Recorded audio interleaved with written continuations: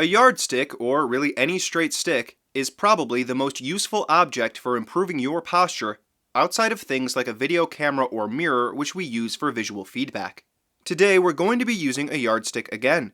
So if you don't have a stick nearby, grab one. And if you don't have a yardstick or similar kind of stick at all, do consider getting one. They typically cost about $1, but their value is enormous. Typically, when we use a yardstick, we want to hold it like a sword. There are times when we'll use different grips, but usually you will hold the stick in your palm as if the stick is a sword. We'll be manipulating the yardstick in space, so it's helpful for us to have names for different parts of the stick. We'll call the end below the pinky side of your grip the hilt. The far end will be called the tip, or the tip of the sword. The portion above the thumb side of your grip will be called the blade. To begin our procedure today, hold the stick in one hand out in front of you as if it's a sword. Give yourself a lot of hilt.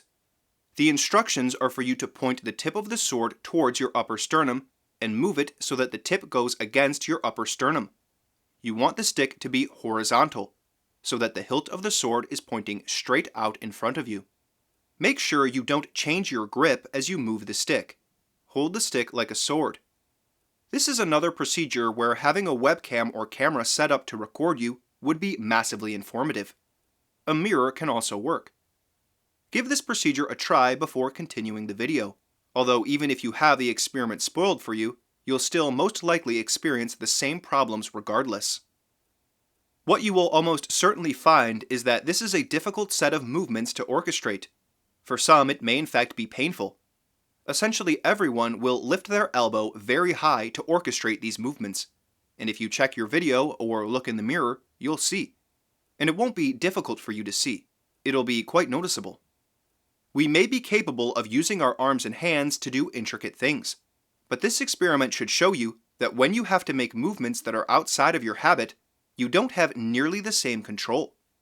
But you will also see some good in what you've done so far. To get the stick positioned as I've described, you will have moved your arm very far forward, and your elbow will be pointing outwards. What I've requested is pretty much impossible if you don't point your elbow way out. But most people will find they can only extend their arms so much, and while the forward and out movements are there, the downward movement is totally absent. That is where we see the shortening, in the severe raising of the shoulder and elbow. Let's try the experiment again. Direct the tip of your elbow and your upper arm spot forward, out, and down as you lift the stick. Once the tip of the stick is against your upper sternum, keep it there. Take note of where your elbow is in relation to the stick.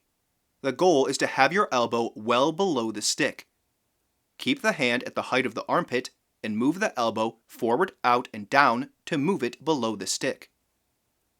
There is a large focus in the Alexander technique as it's taught today on the idea of contending with your reaction to a stimulus. The goal is to not be automatically reactive, but to instead have conscious control over your reaction to something that stimulates a response in you. This procedure is a perfect example of how we can put such a thing into practice.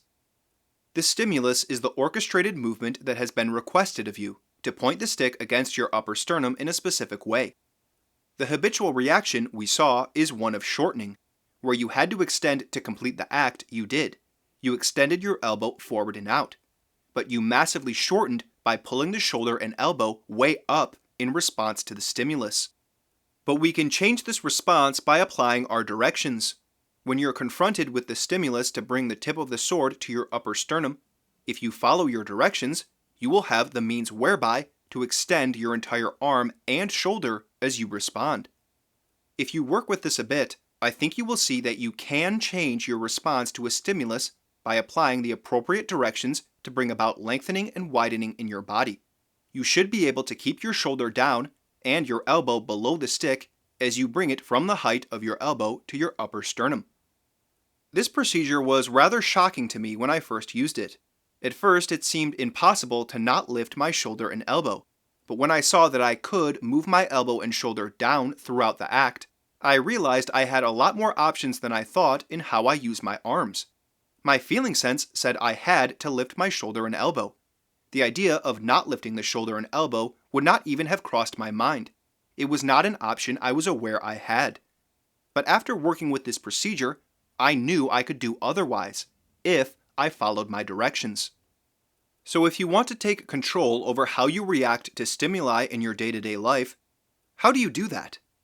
You can pause for a moment before reacting, there's nothing wrong with that, but how are you going to change your reaction? I'd really be curious to know how someone could perform this procedure while keeping their shoulder and elbow down without using verbal directions to change their reaction. I'm not sure someone could.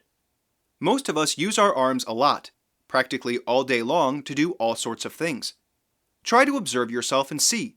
How often are you massively raising your elbow and shoulder when you don't have to?